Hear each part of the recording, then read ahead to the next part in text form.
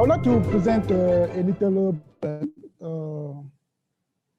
so you can usually know about BMO in the case of the unicycle on R. You know that BMO is a very useful space that you can find in problems like the boundaries of commuters with Cartesian operators, or just the usual Hankel operators if you are doing, for example, analytic function spaces. So I'm trying to consider the study of this space in the case of the product domains like polydis. So let me just recall some elementary stuff. So in the one parametric case or one dimension, or the unicycle just, so you have the BMO, which is defined as a space of functions such that this quantity here is finite. The mean of the distance to the mean is finite. So here the mi of f is just the mean of f over I. So, so I was saying that the BMO is the dual of the RG space, H1, and also the range of symbol of bounded Hankel operators. And the range of bounded commutators also with Cartesian operators. So you know surely that when you consider the problem of Chopin's operators in case of HP or H1, sorry, you have to introduce another space that's related to BMO. That's called the LMO space, which is defined here. As in this case, we add a lock here in the numerator. Here. So this is the LMO space. And David Steginger proved in 1976 that the multipliers of BMO is exactly the L infinity intersection with LMO. So of course, this is the well-known result that you can find, for example, in the book of Garnett, John B. Garnett. So what I'm trying to do is to consider the same question actually in the case of the product domains. Like when you have, for example, the product of n torus, how does this result look like in this case? So, but when you move to product domains, and you need to know the notions of BMO that you are using, because usually when you move to these product domains, then you have more than one notion of BMO that appear. So, so one of the BMO is the Chang-Fefferman BMO, which is the dual of the product RG space H1. The RG space H1 is just the space of functions that are in L1 all together with the, or I think this L1 here, not H1. With all the transform in the one, each of the variables and in both variables. So you also have the rectangular BMO. I'm giving this in the two parameter case because it's simple to present in this way. So you have the rectangular BMO that's defined in this way. The rectangular BMO is also related to Hankel operator, but big Hankel operators. You know. And then you have the little BMO, included by Kodler and Sadowski, which is defined as the BMO on the torus, but here you take the mean over rectangles in this case. So it's actually the same definition. And you have the relation between the three spaces that the small BMO is contained in the product BMO, which contains in the rectangular BMO. And the inclusion here are strict. So the question here is, does the Steginger result on the multiplier algebra of BMO extend to product domains? So if you're in the product domains, as I say, you have three BMOs, and you can consider the problem of the multiplication multiply on BMO itself, or the product BMO itself, or from little BMO to the product BMO, or any other case that you can consider. You can also consider little BMO to little BMO, or little BMO to rectangular BMO, and product BMO to rectangular BMO, as you want. But what I want to do here is to consider the second case, the multiplier from little BMO to the product BMO. Actually, this case here is another paper with Sangraport from Lund University. So I want to speak about that. So actually, when you consider this kind of problem in, let's say in one parameter case, in the BMO on the torus, what you can prove is that actually BMO on the torus is the intersection of two dyadic BMO. And the same observation holds in the case of n parameter, that you can always write the BMO as intersection of dyadic BMOs. So which means that if I want to consider a problem between the BMOs, I can just consider the case of dyadic BMOs, and then using these averaging techniques, I can go back to the strong BMO. So exactly this is what we do here. We consider usually the case of dyadic BMOs, and then we can come back to the original BMO. Okay, when you consider dyadic BMOs, usually what you do, we use some wavelet to characterize them, or to write function in that. In the case of dyadic BMO, I'll just use it here, the Haar system. So the Haar function is this one, hi, with relative to the interval I. It's defined like this. Right here, I plus and I minus are the right and the left half of I, or the children of I. So, and then, of course, if you have a rectangle like this, then you have the product Haar function, which is given like this, right?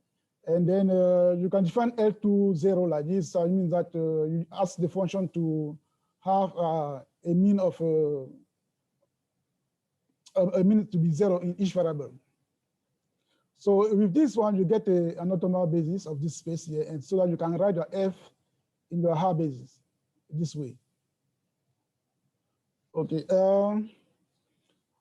Once you have done that, then the BMO, the dyadic BMO, product BMO, is just taking you take omega, any open set omega, and you say 1 over the measure of omega of the sum of the Haar function to the square for all R in omega is finite. It's finite here. So the same writing is this way, that you take the projection over omega of F, you take the L2 norm, and you divide by the measure of omega, and you ask it to be finite. Of course, this n here, of course, I'm writing in general case. So this dyadic BMO is actually a dual of the dyadic RG space H1, which is defined as those function F in L1, such that the dyadic square function is also in L1. The dyadic square function is given by this equation 6 here. So, of course, as you have seen the result of Stenger, you have a notion of LMO, right? So you need also a notion of LMO in this case. So we introduced this definition a few years ago, so I think 2014, where we say the phi is a dyadic LMO if for any dyadic rectangle R, and you take for each open set omega containing R, you have this inequality here. You can find there's a constant such that this thing holds here. You can take then the norm of LMO to be this to be the nth of those constants satisfying this equation 7. Okay, I'll give you an equivalent definition of this LMO later, because actually we introduced this a few years ago because we wanted to study the abundance of paraproduct between little LMO, BMO, and the product BMO. Obviously, when you take the paraproduct from the product BMO to itself, then there's another notion of LMO, which is defined by taking, instead of the sum here, you take the product of this log here at the numerator. So to define the corresponding strong LMO, what we do, actually, we define the strong LMO to be the intersection of all the dyadic LMO. This is notion actually, as I was saying, that in the case of the torus, then the BMO is the intersection of two dyadic BMO. And you have the same notion here in the case of the product domain, where the BMO Chang-Fefferman is actually the intersection of dyadic LMOs. Okay, also the BMO, the little BMO in general is the same as the one I defined in the case of two parameter. It's just taking the same thing, the distance to the mean here, or the mean or the distance to the mean of the function here. And it's easy to see that you are in BMO if I take an average or an average on a certain number of variables, then the remaining for the function that you give, which is the function on the remaining variables, is also is a BMO. And you can prove this equation 9 easily. Great. So what we prove then is that if we take the space of the multiplier from little BMO to the product BMO is the intersection of L infinity with this element that we have defined. Of course, the result is very similar to the one of Davis-Legenger. Even if the LMO here doesn't have that nice form that we have in the case of one parameter. So how do you prove this result? Actually, what we do is that what you want to do is say you take a function f in little BMO, and you take a function that is supposed to be a multiplier, you span the product of the two functions in the higher basis. And then you obtain a certain number of operators that you have to study or prove that they are actually in a BMO. That's the idea. So for this, let me record this definition. You take for I an interval, a Darier interval, you define hi epsilon over epsilon to be hi if epsilon is 0, and to be this mean here, which is actually just the characteristic function of I divided by I, when this is equal to 1. And you define the same thing in the case of the product rectangle, or the rectangle product of the intervals. We define the same function here. So once you have done that, then you define also this function here. Actually, this is just to simplify the presentation, because when you span the product of two functions, you have many quantities, and you need a nice way of writing them. So if you consider this operator here,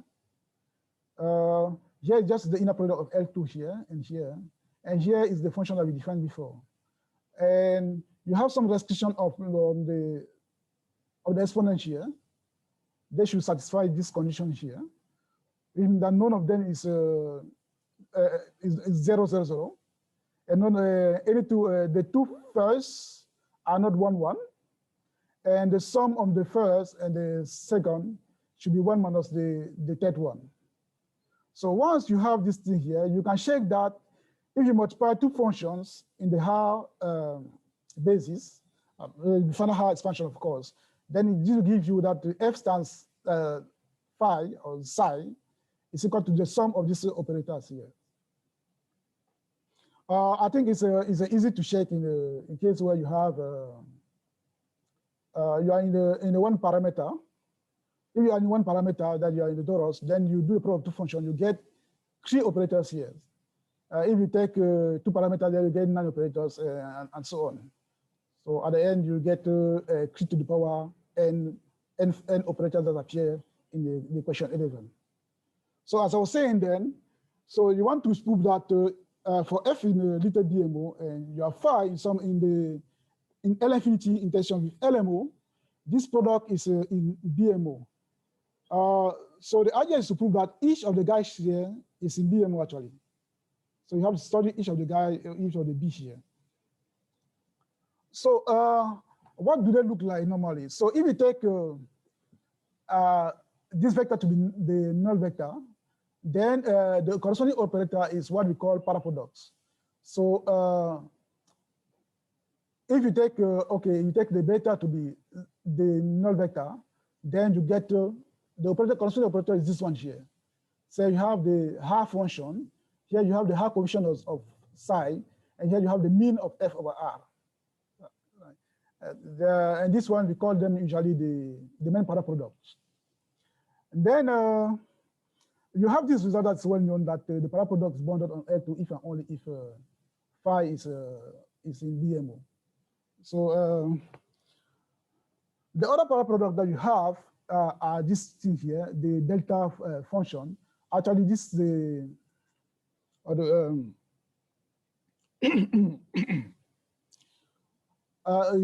so the delta function is given by this here. So here you have the characteristic function of R divided by the measure of R, and then here you have the High coefficient of phi and the High coefficient of R. And then you have the other product also when the beta is not the null vector or the 1 everywhere. Then you get this operator here. So you can observe that in this notion of paraproduct, every time on the symbol, you only have the High coefficient. You don't have a mean on the symbol here. The same here and the same on the main paraproduct. Let me go here too. You only have the high coefficient, coefficient of the function, not a mean. So that's why we identify it as the paraproduct.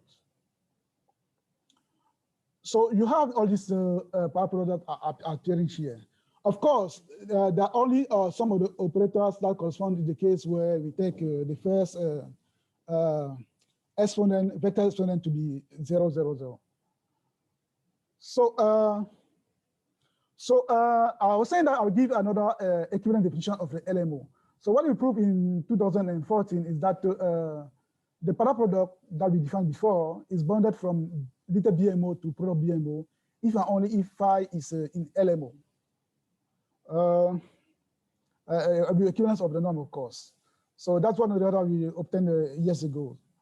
So then you have this result that tells you that the other paraproduct delta is bounded from BMO to BMO if and only if the symbol is in BMO. I think actually this is due to Sangrapot and Oscar Blasco. I don't remember the year. Okay, the other operators that appear in your expansion, I said that you have paraproducts that appear in the expansion.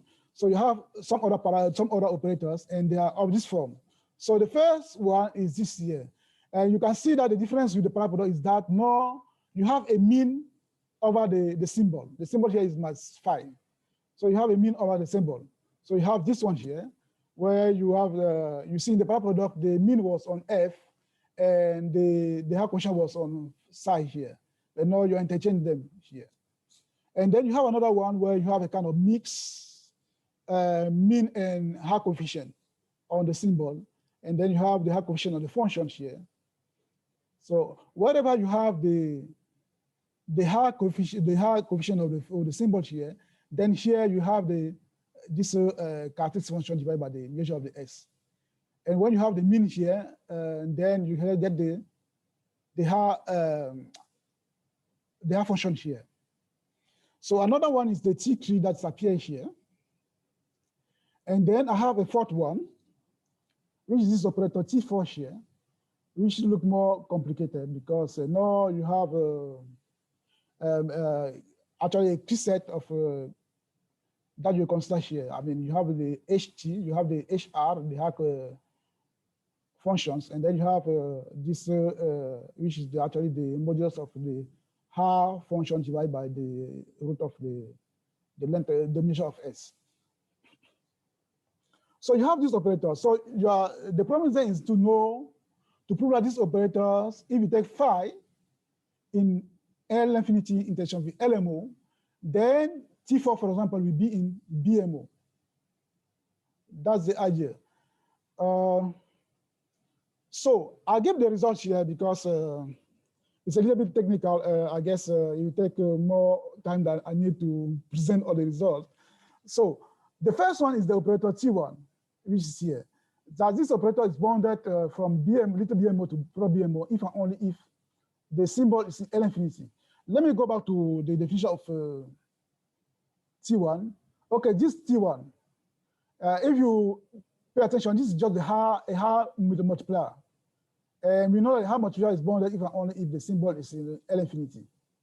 So, so this is harmless in this case. It's easy to prove actually. So if you take because this is an orthogonal basis, so if you take the L2 norm of this thing, right, you get the operation on omega, then you get to this square, this square.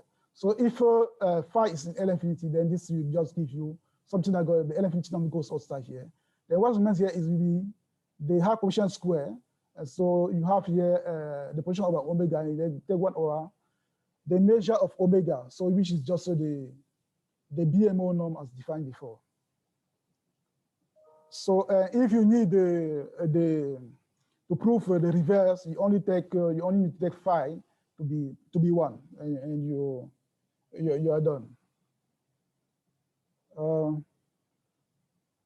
So I was saying that, okay, so we have this one here. Now, what you can also prove is that if you take the operator T2, then it will be bounded from little BMO to proto BMO if you have phi in beta BMO. Actually, phi belongs to a larger space, but I prefer to write BMO because to just simplify the the presentation. So let me go back to T2 again. T2 is here. So how do you prove that T2 is bounded on is bounded from little BMO to proto BMO? The idea is that if you go back to the definition of BMO, let me go back to here, definition of BMO. You need to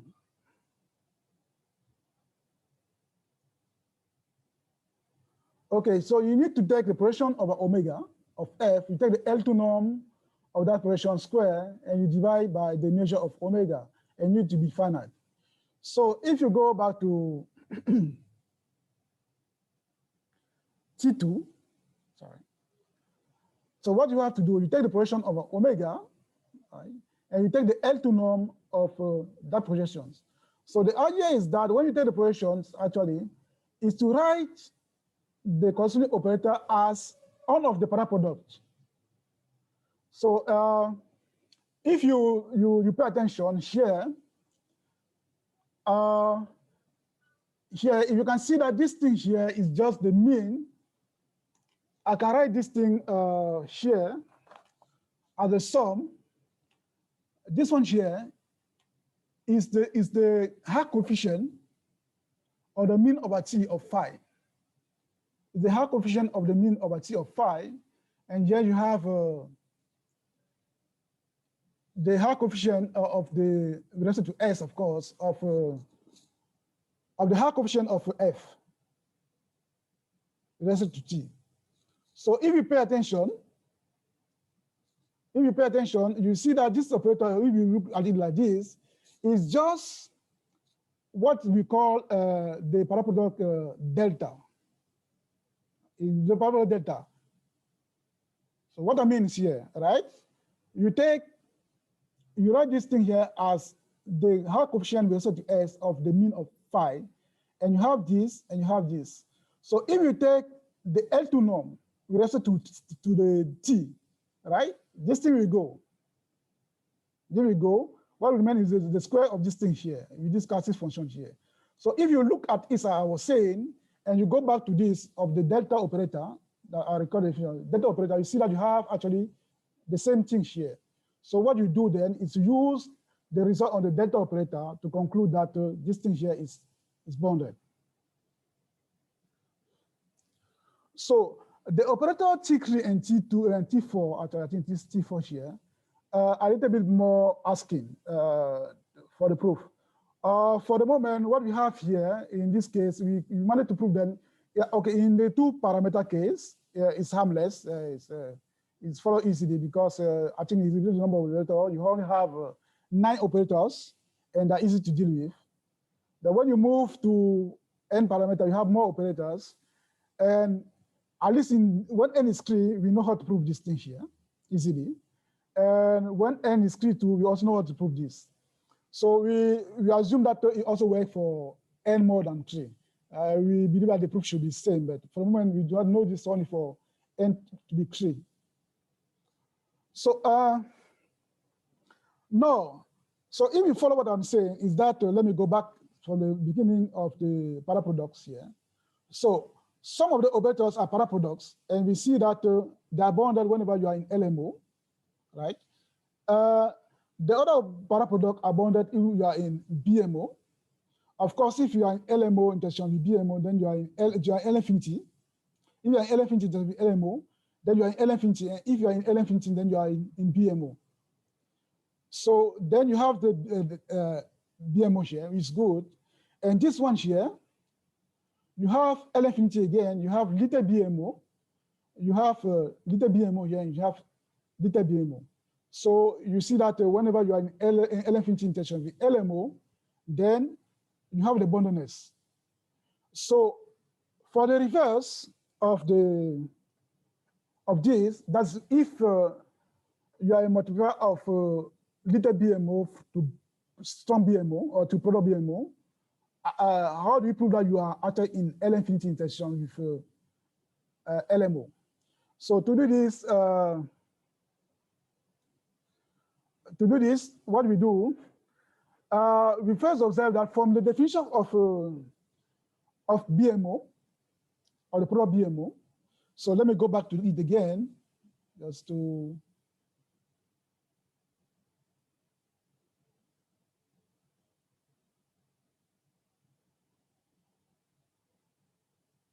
Okay, here you take, here you can take omega to be a rectangle, R. So you have the R, and you take only one coefficient. You take the coefficient corresponding to R. That's FR. So if you take it, you see that 1 over the length of the measure of R times the square of the higher coefficient with respect to R square is actually less than the BMO norm square. So if you use that,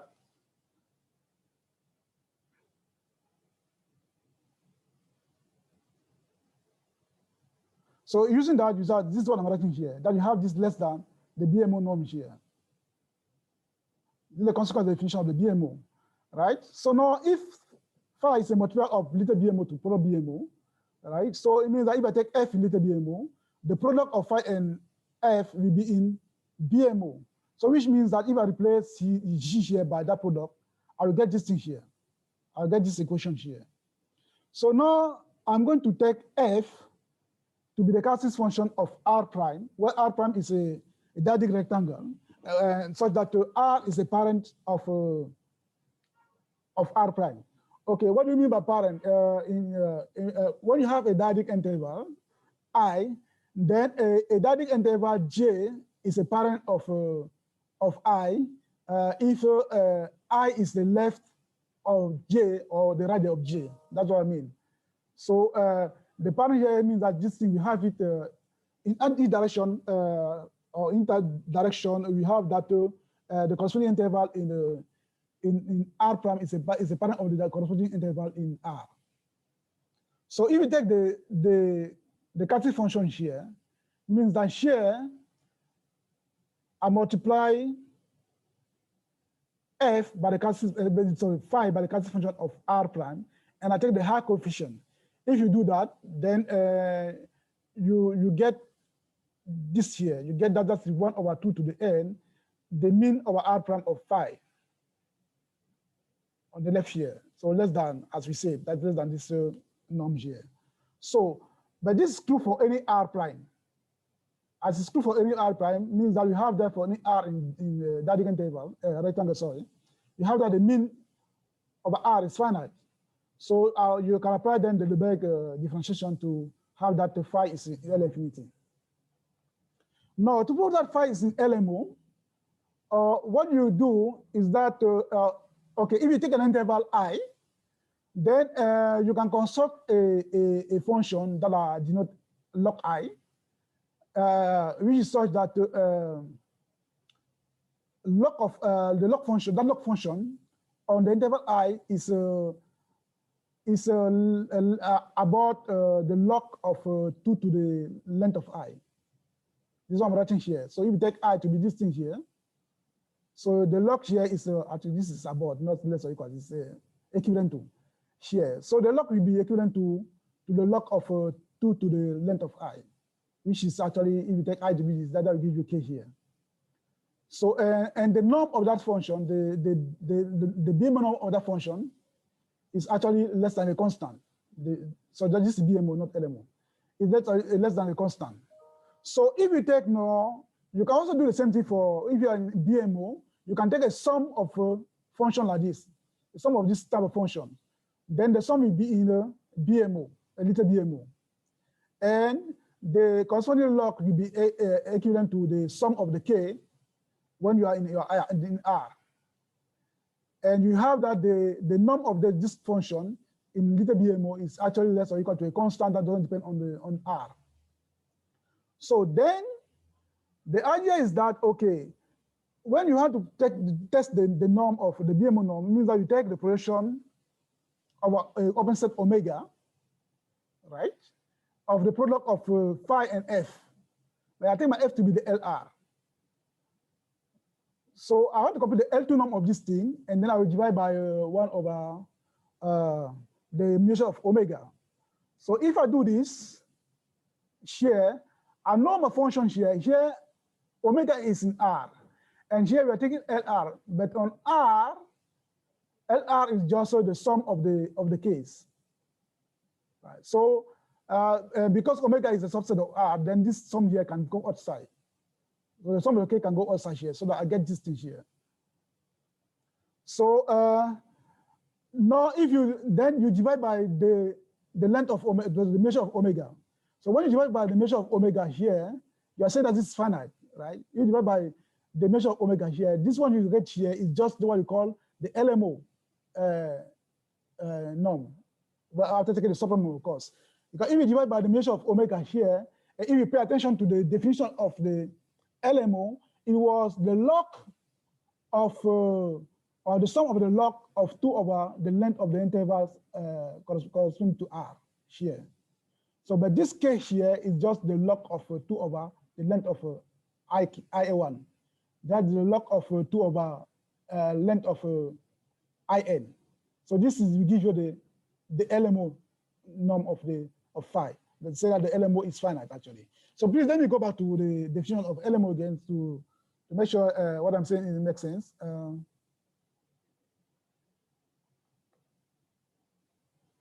So you see that this is what you have here in the definition of LMO.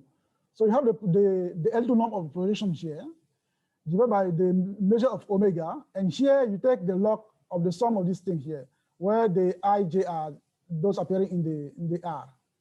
So you see that if the length of R is 2 to the K, then this will give you just K, or about K, it's about a K.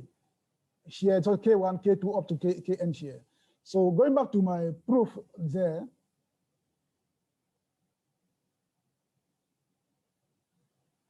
going back to our proof here at the end, you say, this is what we have here.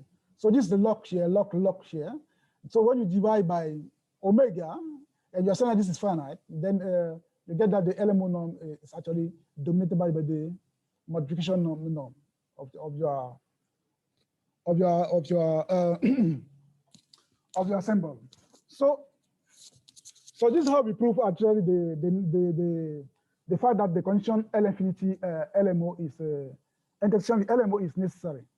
So I was saying that I would like to comment the other operators that I didn't pay attention to.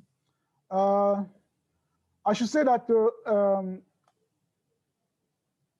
the study of this operator T3 here and the operator T4 that are here, T4 and T3, are a little bit complicated because as you can see, they doesn't look like the product that we have. Because the idea normally is that we have been using is that we use the product, the information we have on the product, either the fact that the product is bounded on L2 if and only if the symbol is in BMO, or the fact that the product is bounded on BMO if the symbol is in BMO, at least for delta, as we say, I'm saying here, okay, and this one too, that this product is bounded up from little BMO to pro BMO. If and only if the symbol is in LMO.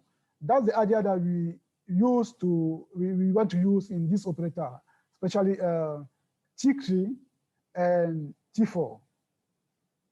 So to do that, the idea is that you want to take the projection of this thing on open set. You take the projection of omega on an open set, and then you take the L2 norm of that projection, and then you divide by the measure of omega.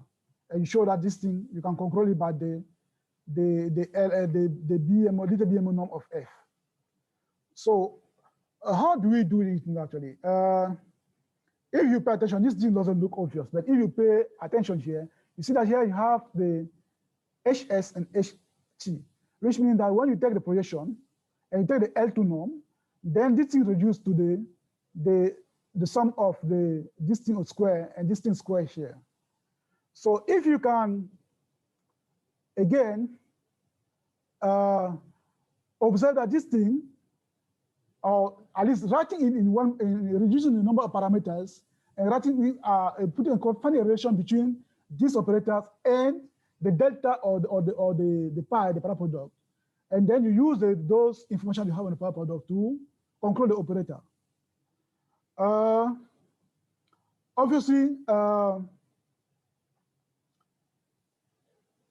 I'm saying that, but it's not quite direct because what we did when we were doing the bundle of the parameter, the product product, is to use the almost orthogonality of Kotler and Stein. Almost orthogonality is that you write, you separate or you write separate your operator into some of operators that are almost orthogonal.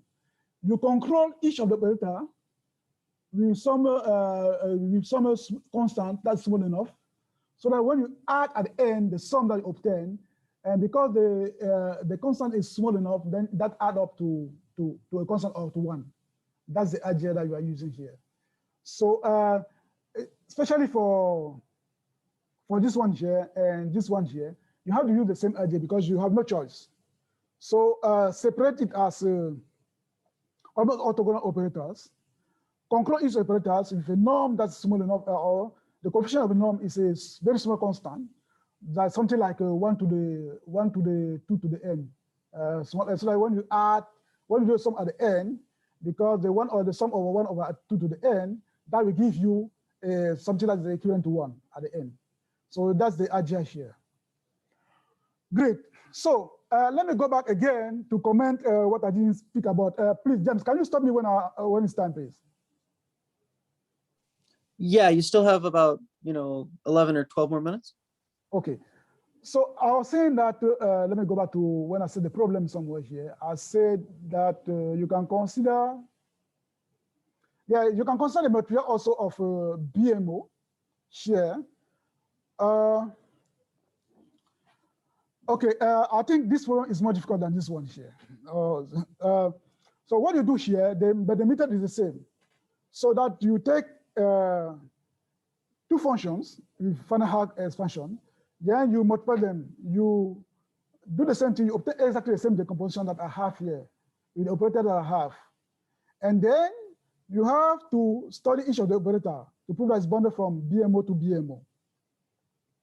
Okay, for this BMO here, one of the operator is the product product that I was talking about. And to prove that the product product, the pi, okay, this product product here, to prove that it's bounded on BMO, product BMO, what you have to do, you should define another LMO. This LMO, is just this product. Instead of the sum here, you have a product. The product of all this log square over this thing here, this sum here less than a constant. This is the LMO that we introduced in 2012 with Singapore. So, and this LMO here is exactly the set of symbols of bounded pi product on product BMO. Now, if you consider, or what you are proving, is that when you consider the multiplier then of the product BMO here, then you have that this thing here is L infinity intersection with the LMO that I was talking a few minutes ago, the LMO that we included with Singapore, and then another space, that's another LMO, which we call, I call the mean LMO, which means that in the mean, you are in the mean LMO, if whenever I take the mean with respect to any dimension, then the function that I obtain with some remaining variables is in the product LMO as we define it. So you have, in this case, the intersection of preset, the L infinity, the LMO that was talking about and another LMO. So it's quite different from the case of Steininger. So if this one is close to Steininger result, this one is far from anything that we have seen before.